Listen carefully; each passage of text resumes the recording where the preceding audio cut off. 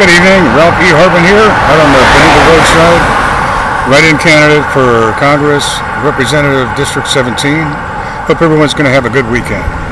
I've been working, first of all I want to say I apologize about the scabs on my face. It's a difficulty that I'm just having to cope about, but hopefully I'll be able to get the matter resolved before too long. It's just a skin problem. I think some of it is associated with an old accusation that this next message is about. I had been reminded of a concern report from back in February of 2013. The subject is still worrisome, but I think an encouraging indication is that through the recent years, I haven't seen many instances of what I'm going to be describing. What had happened back then is I was getting ready to work on whatever other report that I was going to work on. I noticed an MSN feature titled The Hunt for Black-Eyed Kids, or Spooky Sighting.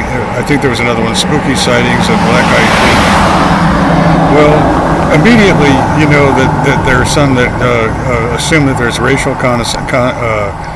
connotations about it. But in my opinion, what my concern was immediately was something that I had seen occur in this area a lot of times. But my witnessing, my perspective was that it was an affectation that was being caused by secret manipulation from the old 1981 Orlando Stain malpractice accusation.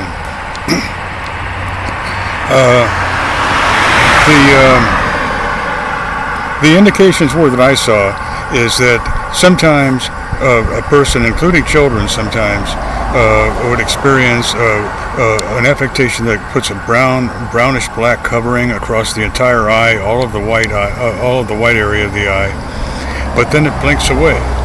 Something induces, whether it's something in the air, combined possibly with radio frequency, that somehow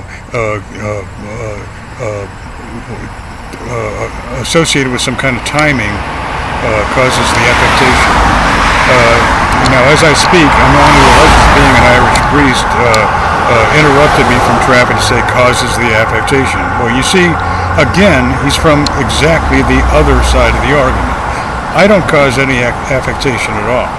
The accusation from Orlando, as I've said in many other reports, was exactly false, but it was done very secretly because of hostile attitudes of others that wanted to glom onto the particular accusation and use it as a pivot in time for themselves.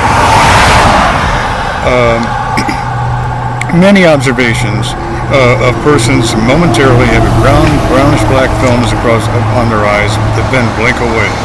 I saw instances of, as I passed by on a bus, where it looked like from a side view, where the film affectation would somehow formulate and then cover a person's eye from the outer corner of the left eye area, as though something like wants to put a film over the eye,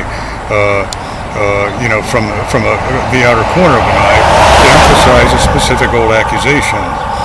And there were some actually overtly said hostile indications. Including one time a very vivid image of a man, particular man, who knows who he is, who suddenly appeared partly into a car passing by of a person that's driving with the affectation occurring to the driver's eyes, but the man, like sitting in front of the person, wanting to affix a brownish kind of cap over each eye of the driver, and looking irritated when the caps would briefly fall off. So what they were doing is they were experimenting about wanting to try to cause permanent blackish-brown coverings to appear over the people's eyes. Well, anyway, the particular MSN feature from February of 2013 included what I saw included an advertised photo of a little girl, just a little girl's eye, with just the area of her face around her eye. With the eye completely covered by the brown or brownish black film, with an item of pierced jewelry onto the outer corner, just near the edge of the eyebrow. So immediately, I become worried because I am the author of a very cutely commented about children's book, but my book effort was adamantly opposed by some maligned persons of religion even though it's a Christmas story, because some of the wording is very cute. The word blessies, for example, is a very cute word when said by girls. So they resented against it and got kind of mean about it, and pivoted on the old secret accusation against myself from 1981 in Orlando. And then when I saw that photo on MSN, immediately I'm thinking, those girls talked so nicely about you, but somebody else decided to try to disappoint them by saying, yeah, but unusual, you don't know what was on his eye one time and now it's on you. And to me, I got very worried about it, and whatever reports occurred, but I'm not an expert medically or anything like that, so I just had to trust that my witnessing was going to hopefully be sufficient, along with whatever briefs that I put together at the time. So anyway, what I'm emphasizing again is that, for example, when I said briefs just now, there isn't one time that I sent anything to news anywhere in the nation with the idea of it, with any egotism about it. There wasn't any item that I ever sent with the idea of it being published for others to read my exact wording. Most every time I was having to be kind of hasty, working while being even psychically interfered against by corruption in traffic broadcasting, or if I'm indoors when they break into the air conditioning system sounds. Some of them alleged being priests, and others of various corrupt authority associated with the operation from when I was a teen in Sebring, and pivoting on the secret stain smear malpractice from when I lived in Orlando. So I'm just these efforts aren't a matter of trying to be conclusive about everything because I can't, but to inspire interest, to inspire the concerns of others who have their own resources also. So during the time I was writing that book, the beginning of it was actually in early 2002.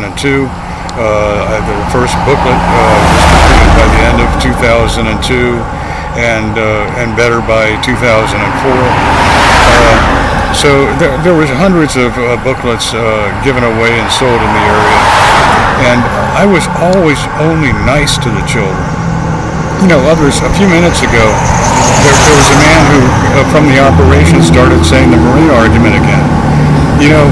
I'm sorry to say that it's just that the few that I hear are always from the operation and always from the old stain accusation. And so it really is still a difficulty.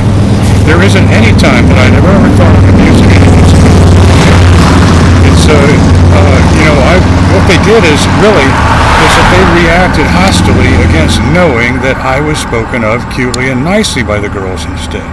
And the concern ended up occurring that it wasn't happening just here locally, that cute sayings pertaining to me were actually spread to other areas of the nation also.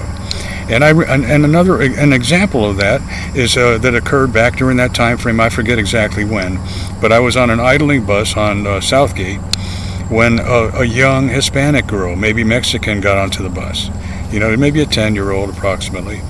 And as she was getting instructed to how to pay her fare, suddenly, in the confusion of the idling bus, there's oftentimes voices of confusion. Usually it's bad harassment. And I tried to think of something nice instead, and the word blessies ends up happening into the bus sound, and the little girl looked so happy all of a sudden, looking to the driver as though the driver is responsible for the sounds and saying, blessies, that's what we like. And so, it reminded me that other than all the confusion and all the hateful slandering and rampaging, that the little book was and the little book was something nice that got around. But the hostility that likes to spread rumors and smears and experiment to try to black out people's eyes on a false medical malpractice accusation for many years continues to impede and conspire. So let's hope and pray that everyone's going to be safe instead, that the old 1981 malpractice that corruption built upon so severely will be thwarted, and that there will be reversal about it, and that everyone will be safer, that people progress better, and I hope that the children are going to have a safe and happy summer, and that there's going to be a lot of fun in the future. And I hope everyone, like I said, I hope everyone's going to have a good weekend. Thanks for your consideration.